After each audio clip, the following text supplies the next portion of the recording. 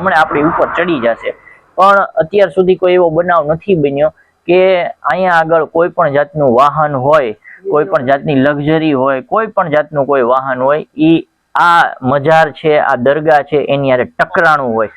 મિત્રો, સ્વાગત છે આપનું એક નવા વિડીયોમાં, નવી જ એક એક્સપ્લોર માહિતી સાથે, અને હું છું જાહિદ એક્સપ્લોરર। આજે હું તમને ખાસ એક અલગ પ્રકારની જે આખી દરગાહ છે એની હિસ્ટોરી છે એ બતાવવાનો છું। તમે જોઈ રહ્યા છો કે મારે બંને બાજુ જે છે એ રોડ આવેલો છે। આ બાજુ તમે જોશો તો આ બાજુ રોડ આવેલો છે, અને આ બાજુ જોશો તો આ બાજુ પણ રોડ આવેલો છે, અને હું જે ઊભો છું બરાબર છે ઈ આખી એક સિંગલ પટ્ટી છે, વચમાં જે આને આપણે ડિવાઈડર કહેવામાં આવે છે એ ડિવાઈડર ઉપર ઊભો છું। આ બાજુ પણ રોડ છે અને આ બાજુ પણ રોડ છે બરાબર છે। હવે વચમાં, હવે તમે જોશો કે વચમાં જે છે એ એક દરગાહ આવેલી છે બરાબર છે। હવે આ દરગાહ જે આવેલી છે એ તમે જોઈ શકશો, જો અહીંયા બોર્ડ મારેલું છે, હજરત રોશન જમીર આમન શાહ પીર બાપુ, રાજકોટ રોડ, ભાવનગર બરાબર છે। આ દરગાહ આવેલી છે। હવે બંને બાજુ રોડ છે, તમે જોવો બરાબર છે, પણ અહીંયા આગળ એક વસ્તુ એવી છે કે આજ સુધી અહીંયા કોઈ પણ પ્રકારનો અકસ્માત થયો છે કે નથી। અહીંયા તમે ઉભા હોય તો તમને એમ લાગે કે હમણાં મારા ઉપર જે છે આ વાહનો જે છે એ ચડી જશે બરાબર, પણ કંઈક ને કંઈક આ બાપુનો ચમત્કાર છે, કંઈક બાપુનો જેને કહેવાય કે મોજેજો છે એ આજ પણ કાયમ છે। અને આ જે બાપુ જે હસ્તી છે એ કઈ હસ્તી છે, અને હકીકતમાં અહીંયા વચ્ચોવચ આ દરગાહ શું કામ આવેલી છે, આ તમામ પ્રકારની આપણે માહિતી છે એ માહિતીથી માહિતગાર થશું। જે તમે જુઓ છો, નામ તો મેં તમને બતાવી દીધું કે હજરત આમન શાહ પીર બરાબર। હવે બે બાજુ રોડ છે, અહીંયા પણ રોડ છે અને અહીંયા પણ રોડ છે, પણ કહેવામાં આવે છે કે પહેલા આ જે દરગાહ છે એક જ સાઈડ હતી બરાબર છે, અને આ જે છે ઈ મેઇન રોડ હતો બરાબર છે। આ જે છે એ આખો મેઇન રોડ હતો અને દરગાહ અહીંયા હતી, અને અહીંયા જે ખાદિમે કિરામ જે અહીંના જે છે ખાદિમ, એમની જે છે ઘરો હતા અહીંયા। પણ જે થોડાક વર્ષો પહેલા જે છે હાઈવે નીકળતો હોય, રોડ નીકળતો હોય, તેને લઈને અહીંયા આગળ જે છે ઘણો બધો ફેરફાર કરવામાં આવ્યો હતો। પણ આ વલીની કરામત એવી છે કે જેને કહેવાય કે કોઈ પણ રીતે એમની જગ્યા છે એ જગ્યા ઉપર તો આજની તારીખમાં એ કમ્પ્લીટલી જ છે। તમે જુઓ કે અહીંયા તમને બેસો ને તો તમને બીક લાગે એવો માહોલ છે કે તમને એમ થાય કે હમણે અહીંયા આપણી ઉપર જે છે વાહન ચડી જશે। જો તમે જુઓ છો કે અહીંથી તમે જોશો ને તો તમને એમ જ લાગશે કે વાહન આપણી ઉપર જ આવે છે બરાબર છે। તો પણ આ જે દરગાહ છે એ કેટલા સમયથી જેને કહેવાય કે આ પોતાની જગ્યા ઉપર જ છે। જો તમે અહીંથી હું તમને લોકો હમણાં તમને અંદર સલામ કરવા માટે લઈ જાય, જો અહીંથી તમે જોશો ને, જો પેલી ગાડી આવે છે બરાબર છે બોર્ડ પાસે, એ સીધો જ અહીંયા રોડ છે બરાબર। જો હું તમને બતાવી દઉં બરાબર, અહીંયા આ રીતે તમામ લોકો જે છે પોતાની અકીદત અને મોહબ્બતથી આવતા હોય છે બરાબર છે, ઊભા રહેતા હોય છે બધી ગાડીઓમાં, જુઓ આ રીતે જ હોય છે બરાબર છે, બધા લોકો આવીને ઊભા રહેતા જુઓ। પણ અહીંથી તમે જુઓ ને તો તમને એમ થાય કે આપણી ઉપર હમણાં ગાડી આવશે, પણ આજ સુધી અહીંયા આગળ કોઈ એવો કિસ્સો નથી બન્યો કે કાંઈ પણ થયું હોય બરાબર છે। જુઓ આ આમન શાહ પીર બાપુ બરાબર, અને અહીંયા આવી રીતે તમામ લોકો જે છે એ બધા ઊભા રહેતા હોય, અને આ જે આખો આકો છે જે તમે જુઓ છો, અહીંથી હું તમને બતાવું, એ બહુ અઘરો છે। જુઓ તમે અહીંથી જોશો કે આખો કટઆઉટ જે છે એ સીધું અહીંયા જ આવે છે બરાબર છે। અને જો ગાડી હું તમને બતાવું કે આ તમને એમ લાગે કે આ ગાડી છે ને આપણી ઉપર જ વહી આવશે, જુઓ જે છે જુઓ છો આ ગાડી આખી બરાબર, તો આ ગાડી જે છે એ બાજુમાં થઈને વહી જાય। જો ગાડીઓ એટલી ફૂલ ફાસ્ટમાં આવતી હોય છે, જોઈ લો બરાબર, હાવ બાજુમાંથી નીકળી જાય છે। એટલે કંઈક ને કંઈક બાપુના જે છે ચમત્કારો છે, બાપુના જે મોજેજાઓ છે આજે પણ, જેને કીધું છે ને અલ્લાહના વલીઓ નિગાહે વલી મેં વો તાસીર દેખી હે, બદલતી હજારો કી તકદીર દેખી હે, એવી જ રીતે આ જે આમન શાહ પીર છે એમની તમામ વાત છે આપણે તેમના જે ખાદિમ છે એમની સાથે કરશું, પણ હું તમને એમના દીદાર કરાવી દઉં।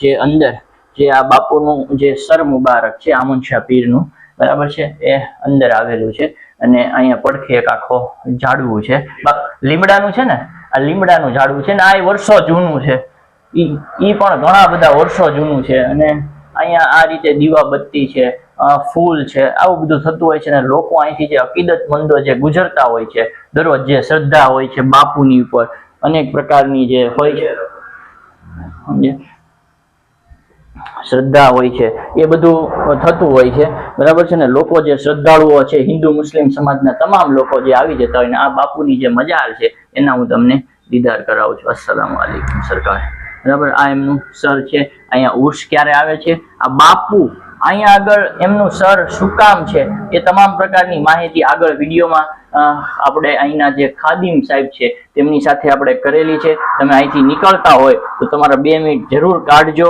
અને બાપુની સલામ કરજો. આગળ હવે આપણે વાત કરશું જે અહીંના જે ખાદિમ છે એમની જોડે વાત કરશું.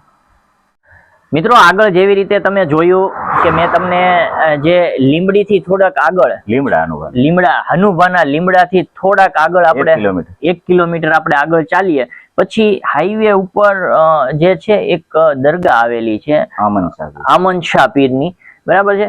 આગળ મેં તમને આખું બતાવ્યું કે કઈ રીતની આવેલી છે, બે બાજુ રોડ છે અને વચ્ચોવચ દરગાહ આવેલી છે. અને અત્યારે સ્ક્રોલમાં વિડીયો પણ ચાલુ છે, તમે જોશો કે તમને એમ થાય કે વાહન હમણાં આપણી ઉપર ચડી જશે, પણ અત્યાર સુધી કોઈ એવો બનાવ નથી બન્યો કે અહીંયા આગળ કોઈ પણ જાતનું વાહન હોય, કોઈ પણ જાતની લક્ઝરી હોય, કોઈ પણ જાતનું કોઈ વાહન હોય ઈ આ મજાર છે, આ દરગાહ છે એની હારે ટકરાણું હોય.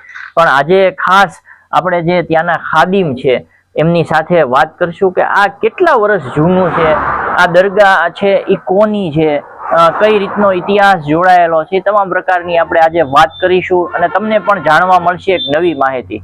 બાપુ કેમ છો? મજામાં? દાદાની દુઆ. હવે અહીંયા તમે આપણે જોવો છો કે વાહન ફટાફટ નીકળે, બેહું બીક લાગે છે. તો આ કેટલા વર્ષોથી આ વચ્ચોવચ છે બાપુ? પેલા દાદાની દરગાહ સાઈડમાં હતી, દોઢિયો રોડ હતો આ બાજુ. પછી આ 4 ગેટ બન્યો એટલે દાદાની દરગાહ વચ્ચે લઈ લીધી અને 2 બાજુ રોડ કાઢ્યો. એટલે દાદાની દરગાહ તો બહુ ઘણો સમય હતી, 200-300 વર્ષ આસપાસ પીરાણો હશે દાદાનું. અને આ દાદાનું સર મુબારક છે.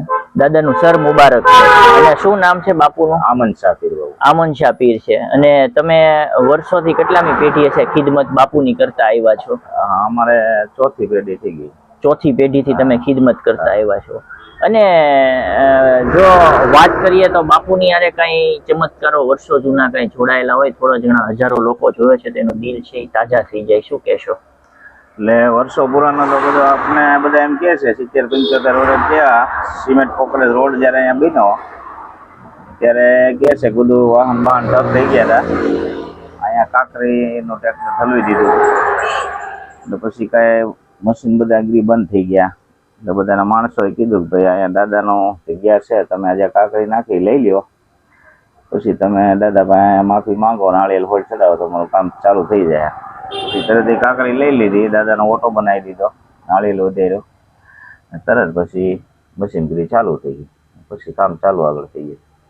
અને બાપુ બીજી વાત કરીએ તો આજે જે સરકારી તંત્ર હોય છે, બરાબર છે, એ તો કંઈક ને કંઈક એની રીતે એલર્ટ હોય છે. તો એમનો તમને શું સાથ સહકાર મળ્યો અને એમણે શું તમને કીધેલું કે મારે બાપુની દરગાહ છે એ વચ્ચોવચ જ રાખવી છે? હા, એટલે એને તો પીડબ્લ્યુ વાળા સાહેબે પૂછ્યું કે ભાઈ જો જગ્યા ફરતી હોય તો આપણે સાઈડમાં લઈ લઈએ, દાદાની મંજૂરી લઈને રજા આપે તો.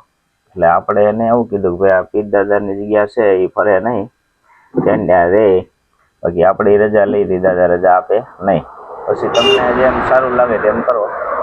પછી એને એવો નિર્ણય લીધો કે ભાઈ આપણે દાદાને વચ્ચે લઈ લઈએ અને 2 બાજુ રોડ કાઢી નાખી. આપણા મકાન સાઈડમાં હતા કે તમે મકાન આપણે લઈ લઈએ, ત્યાં રોડ બનાવી નાખી. વાંધો નહીં, અમને મંજૂર છે તમને. અને 12-13 વર્ષ થઈ ગયા આ 4 ગેટ રોડ બીનો.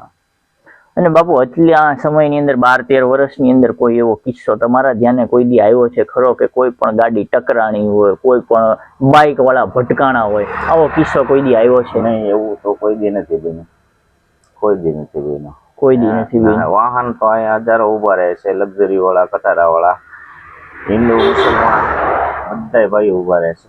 દાદાને અગરબત્તી કરીને દાદાની દુઆ લઈને પછી જ નીકળે છે. અને બાપુ હમણાં આપણે જે વાતચીત થઈ હતી જે પેલી લક્ઝરી વાળી કે સામેથી આગળથી આવી પણ બાપુની જે ચોખટ છે એનીથી જે 3-4 ફૂટ જે છે એ આગી રહી ટકરાણીને, અને પછી પાછી જઈને જે આગળ જઈને ઈ શું બનાવ બન્યો હતો?